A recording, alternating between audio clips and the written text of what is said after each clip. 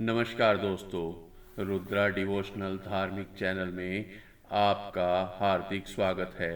आज के इस पावन वीडियो में हम आपके लिए लेकर आए हैं पाप मोचनी एकादशी की दिव्य और पापों से मुक्ति दिलाने वाली व्रत कथा। एक समय की बात है कि धर्मराज युधिष्ठिर ने भगवान श्री कृष्ण से विनम्र भाव से पूछा, हे प्रभु, कृपा करके मुझे चैत्र मास के कृष्ण पक्ष में आने वाली पाप मोचनी एकादशी के विषय में विस्तार से बताइए।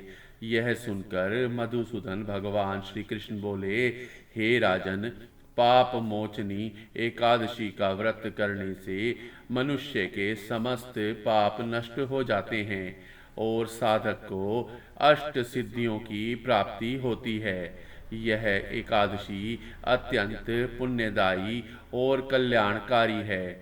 भगवान श्री कृष्ण ने आगे कथा सुनाते हुए कहा, अनेक वर्षों पूर्व देवताओं के कोषाध्यक्ष कुबेर के पास चैत्ररथ नाम का एक अत्यंत सुंदर उपवन था। उसी उपवन में भगवान भोलेनाथ के परम भक्त मेधावी मुनि कठोर तपस्या में लीन थे।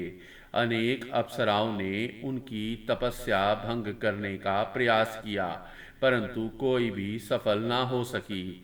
अंततः देवलोक की प्रसिद्ध अप्सरा मंजू घोषा ने उनकी तपस्या भंग करने का निश्चय लिया।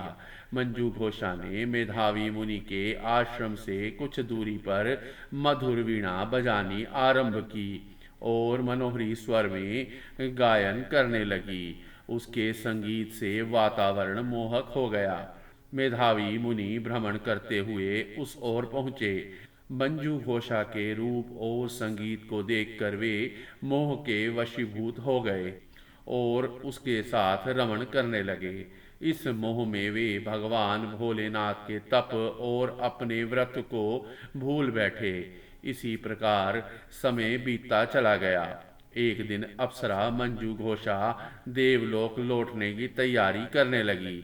जाते समय उसने मुनि से कहा, हे ब्राह्मण, अब आप मुझे मेरे लोक जाने की आज्ञा दीजिए। मेधावी मुनि बोले, हे देवी, जब तक सायंकाल की संध्या ना हो जाए तब तक यहीं ठहरो।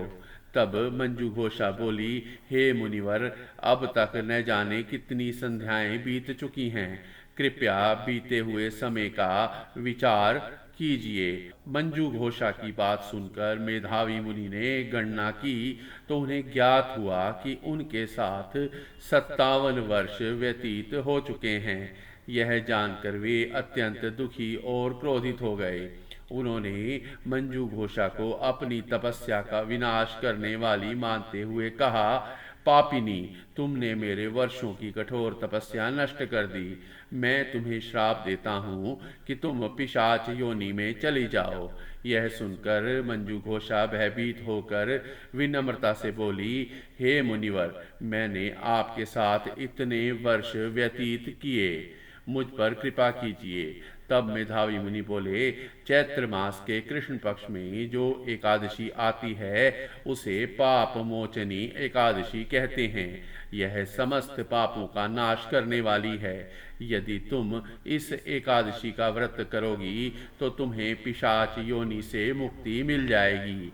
यह कहकर मेधावी मुनि अपने पिता च्यवन मुनि के आश्रम चले गए।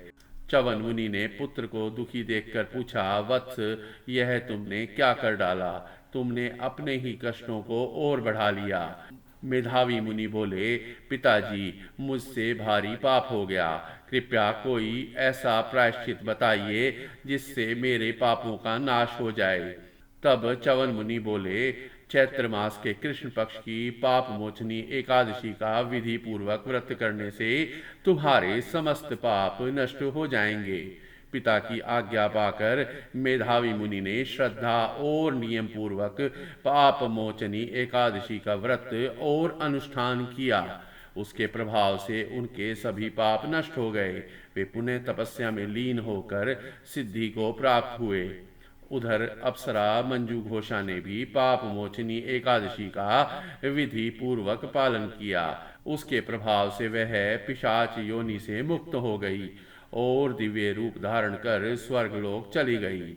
भगवान श्री कृष्ण बोले, हे राजन, जो मनुष्य श्रद्धा से पाप मोचनी एकादशी का व्रत करता है उसके सभी पाप नष्ट हो जाते हैं। इस व्रत की कथा को पढ़ने और सुनने से सहस्त्र गोदान के समान पुण्य फल प्राप्त होता है। यह व्रत अत्यंत पुण्यकारी और कल्याणकारी है। इसी भाव के साथ जय श्री हरि विष्णु। यदि आपको यह कथा अच्छी लगी हो तो वीडियो को लाइक करें, शेयर करें और रुद्रा डिवोशनल धार्मिक चैनल को सब्सक्राइब करना ना भूलें। नमस्कार।